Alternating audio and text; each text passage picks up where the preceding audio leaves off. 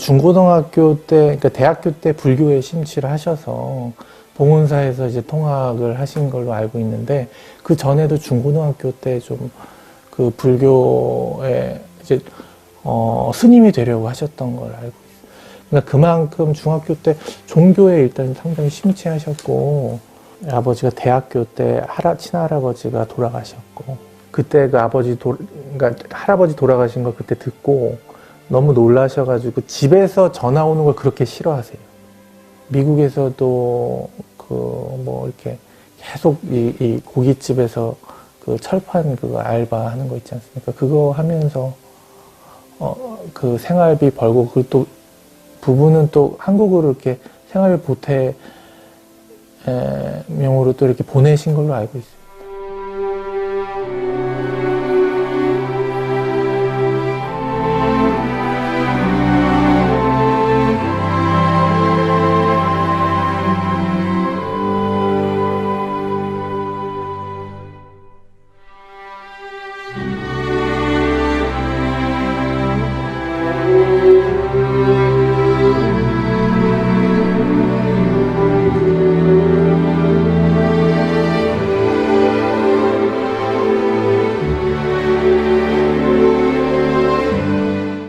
그 제자들에게 행정적으로 행정고시를 하라고 많이 권고하셨다고 제가 들었어요.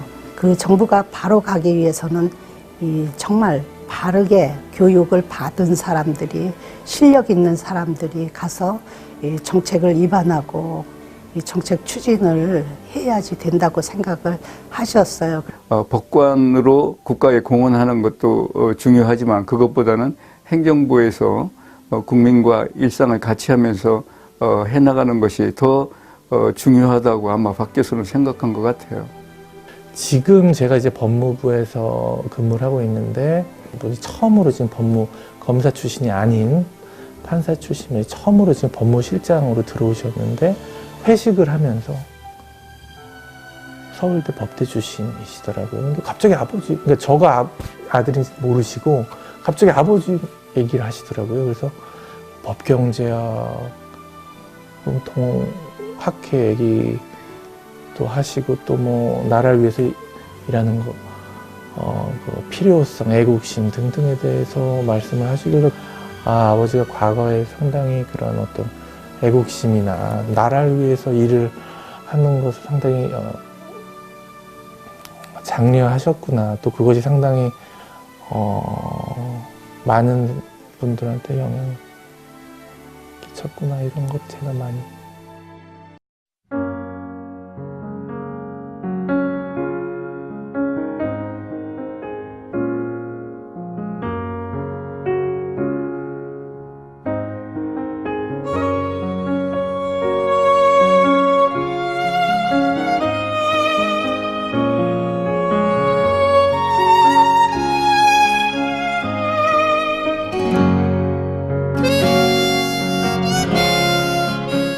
김영삼 정부의 개혁은 전부 박 교수가 한 것으로 알고 있어요.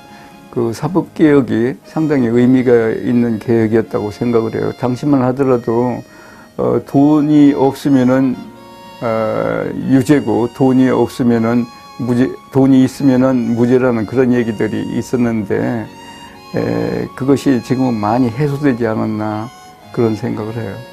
진짜 대한민국의 경제를 바꾼 데 기여를 한 거는 저는 금융실명제를 시행한 거라고 봅니다.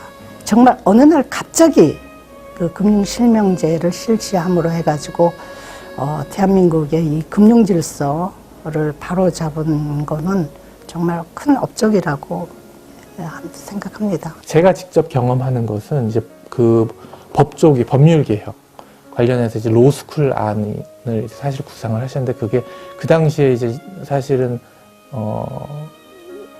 수포로 돌아가고 차후에 노무현 정권 때 그게 이제 로스쿨이 채택이 되지 않았습니까? 그런데 여러 가지 분야로 자기 커리어를 지금 고려하고 있는 걸 이제 보면서 로스쿨이 그래도 그 취지에는 참 공감을 하고 그게 잘 됐으면 좋겠다, 뭐 이런 생각.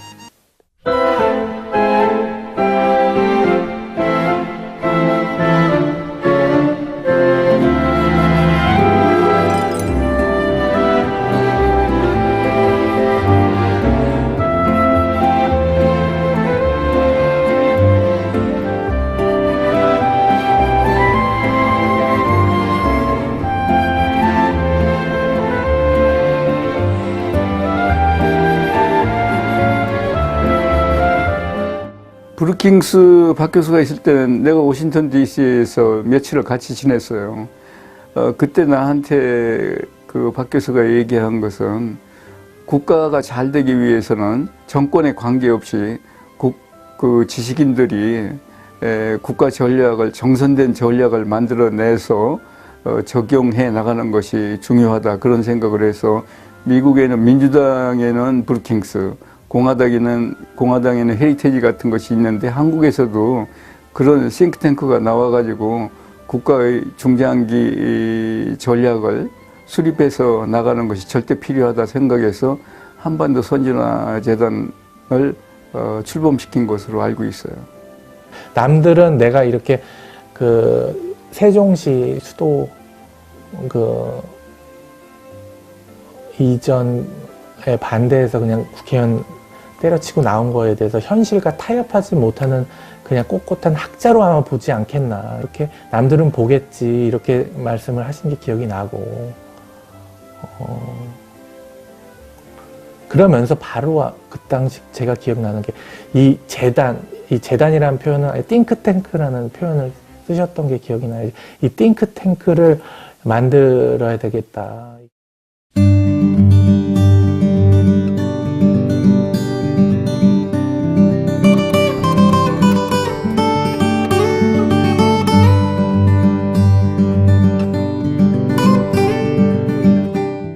당시만 하더라도 우리 사회에 상당히 신선한 충격을 많이 주었었거든요.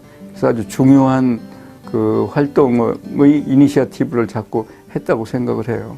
학자이시면서 경제정의 실천연합을 만드셔가지고 경제정의라는 용어를 대한민국에 들고 나오신 거죠. 경제정의가 무엇인가 해서.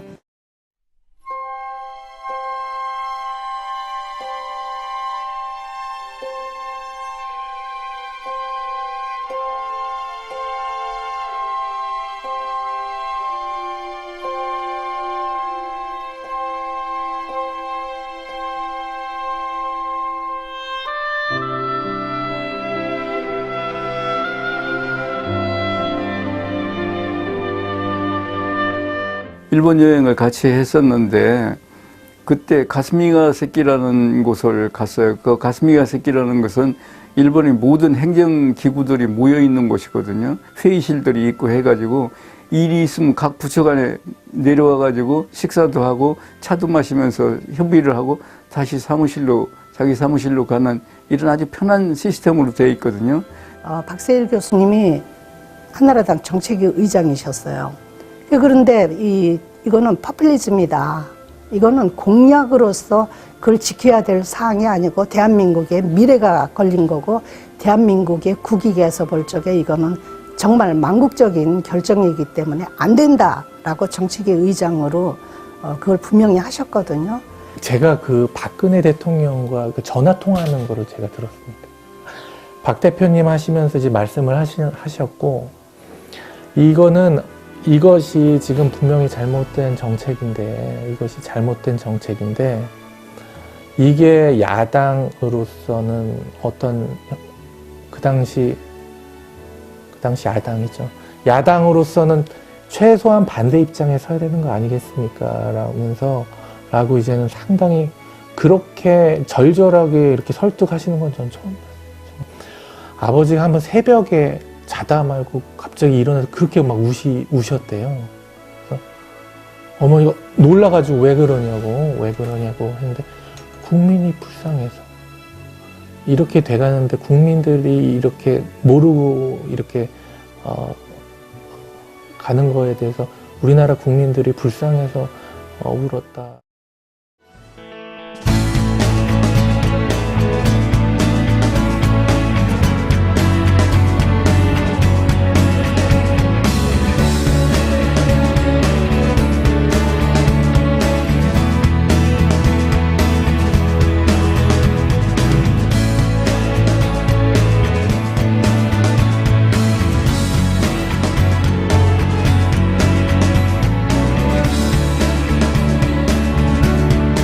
자기가 가지고 있는 역량의 일부분이라도 그 우리 사회 발전에 적극적인 공헌을 하는 것이 지식인의 도리가 아닌가 이렇게 생각을 하네요. 그게 우리가 박세일 교수로부터 배울 수 있는 그 점이 아닌가 그런 생각을 해요.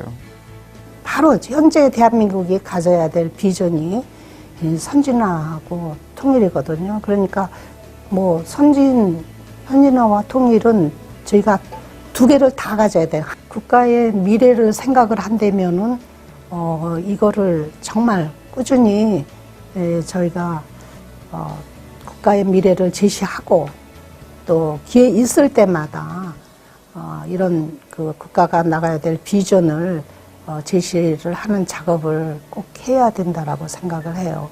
아버지가 자주 하셨던 말씀 중에 하나가 이해가 잘 안 된다 하시는 거예요. 뭐가 이해가 안 되십니까? 그때 이 지금 운동하는 거 있지, 선진 통일 운동이며 국민포럼, 그 당시엔 국민포럼 운동이며 이런 것들 적극적으로 뜻을 공감하면서도 적극적으로 동참하지 않는 것에 대해서, 그러니까 항상 아버지는 혼자 이렇게 좀 뭐라고 하나요? 혼자 벅차하셨어요. 다른 분들은 아버지를 의지하셨을지 모르고 아버지가 움직이셔야지 된다 뭐 이런 말씀을 하셨을지 모르지만 아버지 스스로는 아버지 항상 제가 볼 때는 상당히 벅차하셨던 분이에요. 그러니까 이게 항상 하셨던 말씀, 나 같은 사람이 2-3명만 있었으면 좀 좋았을 텐데 이런 말씀 많이 하셨거든요.